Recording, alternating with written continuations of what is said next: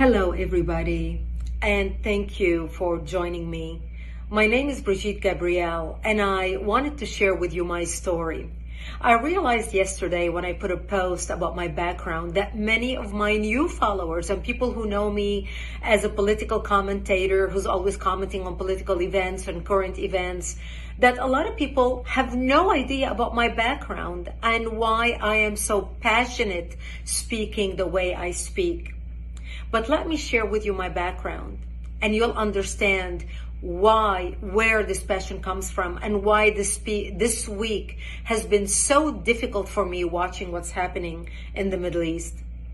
You see, I was born and raised in Lebanon, which used to be the only majority Christian country in the Middle East. We were open-minded, we were fair, we were tolerant, we were multicultural. We prided ourselves on our multiculturalism. We had open borders. We welcomed everyone into our country because we wanted to share with them the westernization which we had created in the heart of the Middle East. Lebanon became Paris of the Middle East, banking capital of the Middle East. Unfortunately, all that began to change when we accepted a wave of refugees into our country, people who did not share our values, but wanted to use Lebanon as a launching pad to kill the Jews and drive them into the sea. Lebanon was the only country in the Arabic world that accepted the third wave of Palestinian refugees. When they came to our country, they wanted to destroy our country. They ended up destroying our country. My 9/11 happened to me in 1975 when radical Islamic Palestinians blew up my home, bringing it down, burying me under the rubble wounded. I ended up in a hospital for 2.5 months. And as I laid in a hospital bed, hooked up to IVs, I would ask my parents, why did they do this to us? And my parents would tell me, because we are Christians, they consider us infidels and they want to kill us. So I learned since I was a 10-year-old little girl that I am wanted dead simply because I was born into the Christian faith and lived in a Christian town. We ended up leaving the hospital and coming back home, but my home was no longer the home I left. I ended up living in a bomb shelter underground in an 8x10 room without electricity, without water, and very little food.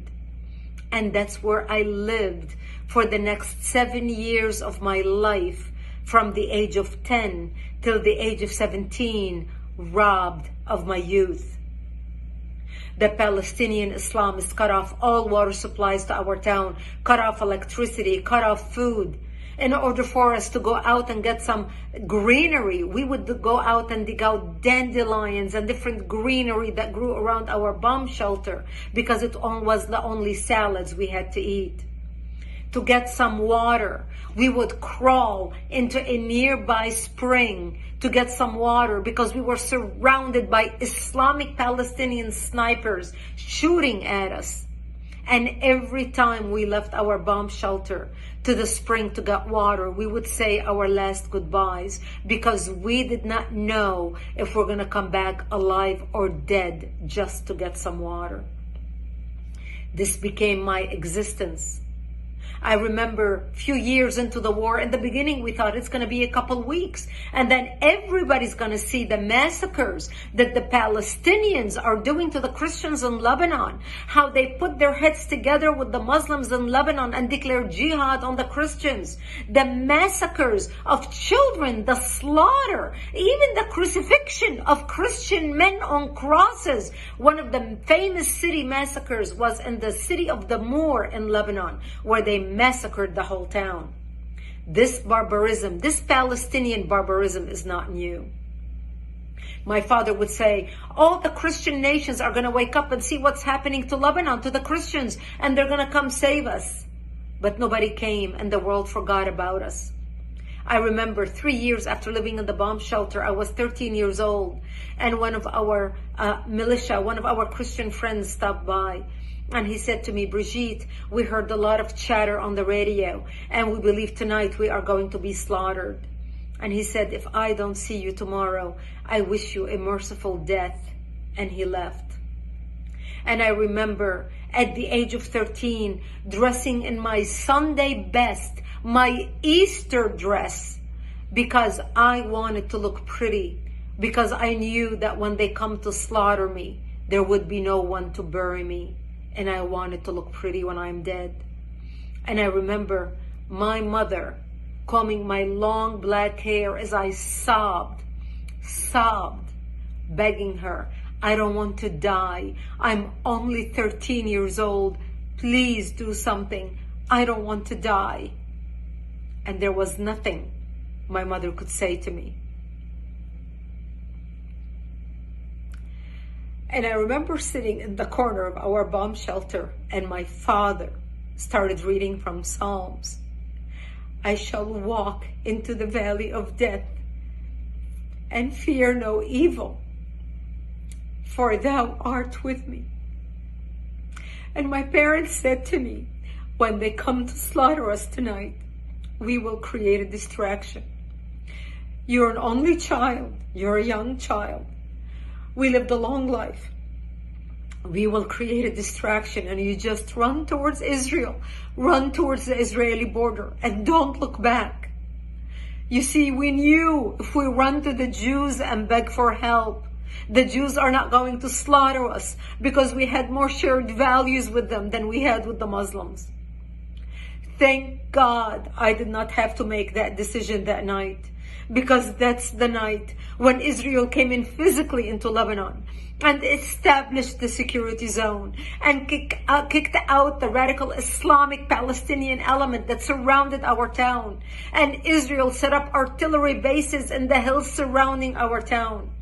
And that's how we survived for another 5 years, until 1982, when Israel invaded Lebanon, working with the Christians, trying to help the Christians take back their country, take back their democracy, and kick out the radical Islamic element that had taken control of the country at that time. We had 11 Islamic terrorist organizations operating out of Lebanon, including the PLO, the Palestinian Liberation Organization. And Israel finally ended up kicking Yasser Arafat and his cronies all the way to Tunisia. And that's how we came out of the bomb shelter and back to rebuilding our lives. I ended up moving to Israel in 1984 and becoming a news anchor for World News in the Middle East, covering world events, because I wanted to make it my life's mission to fight evil, to understand how can people hate so much to commit such atrocities. My life story is detailed in a book titled Because They Hate. A survivor of Islamic terrorism warns America.